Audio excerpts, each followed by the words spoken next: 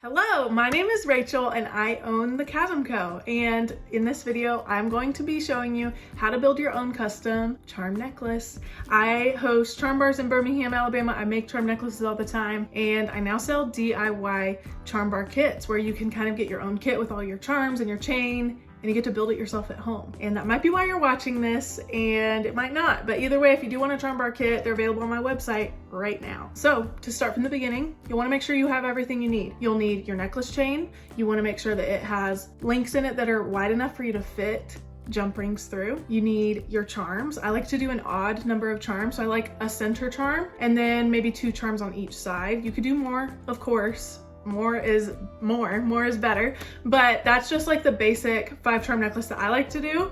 And if you buy a DIY charm bar kit from me, you receive 8 charms per person.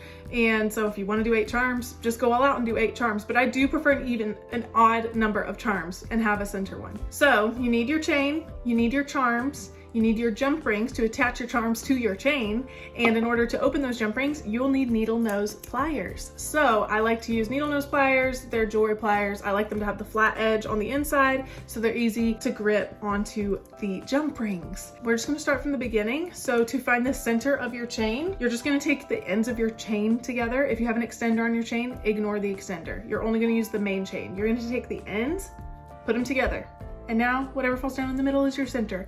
You don't have to count over any links. You don't have to measure it out. Just put your ends together. And now what I like to do is I'll put my ends together and then I will lay this down on the table flat. And that way that center is just sticking out at a point right there. And I already know which link my center charm will go on. Whenever you are getting ready to attach your first center charm, you're going to need a jump ring. All the charms that you receive from me will already have jump rings on them, and you will receive extra jump rings in your kit. And if you need jump rings, because you're just finding this video and you're not buying a kit from me, you can find jump rings anywhere online. I prefer gold-filled jump rings, so just be sure to search gold-filled if you want something a little higher quality but still affordable. So whenever you're opening a jump ring, you never want to pull apart. You never want to muscle it and pull it apart. You're going to be pushing it gently forward. Find the opening on your jump ring. Every jump ring has an opening. It's not a continuous loop. There is a slit in it.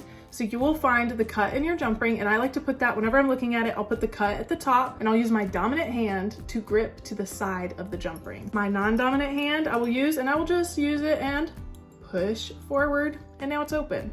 And now that opening is plenty big enough for me to slide it onto my chain. You don't want to open it a ton. You don't want to go 90 degrees. You just want to slightly open it just to slip it onto your chain. So once you grip your jump ring, push it open, and now it's open, and I just don't let this go. I'm gonna keep holding on to this with my dominant hand. I just gorilla grip it.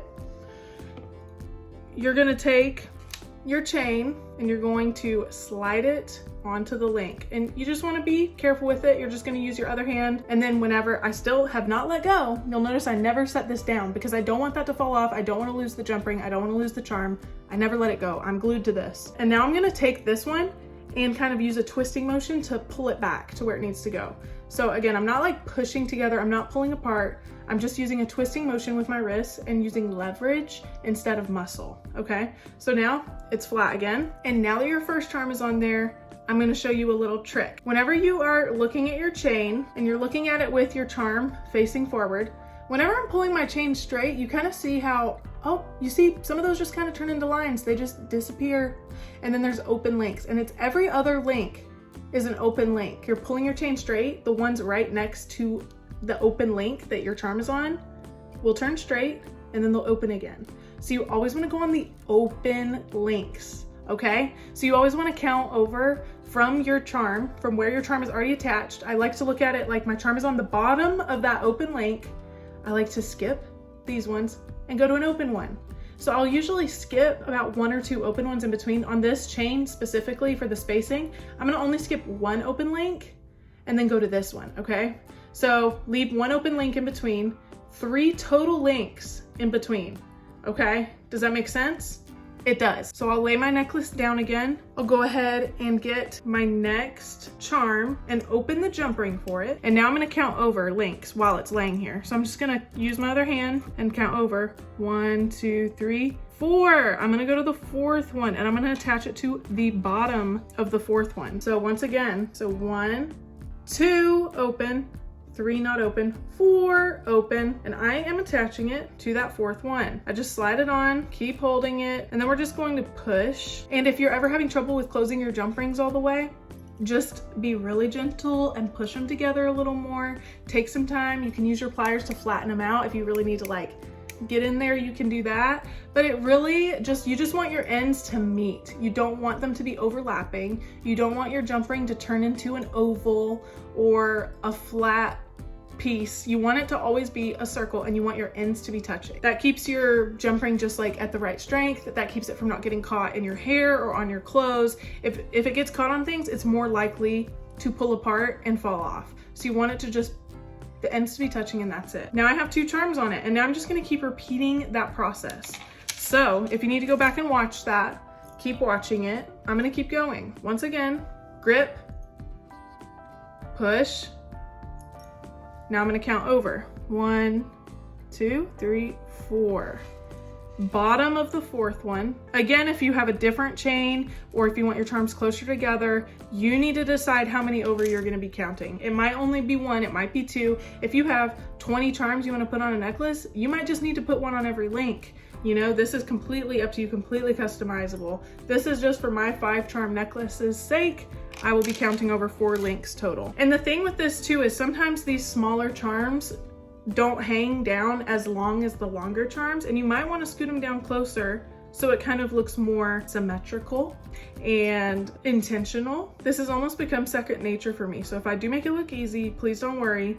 It's okay if you're having a little trouble with it. Again, just take your time. Don't get frustrated. Just have patience with yourself.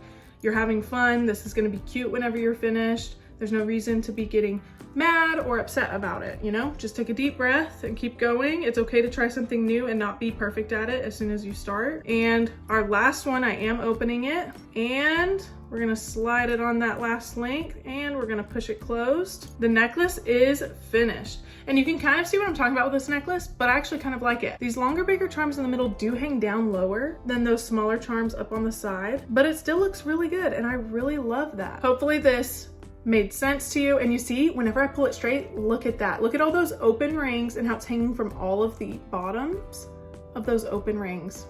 That's what you want to see at the end of it. That's whenever you put your necklace on, they're all going to be laying flat and facing straight naturally. I'm finished. And this is an example of the Celestial Stardust theme for a DIY charm bar kit on my website. And these are some of the example charms that could be on there. I love it. It's so cute.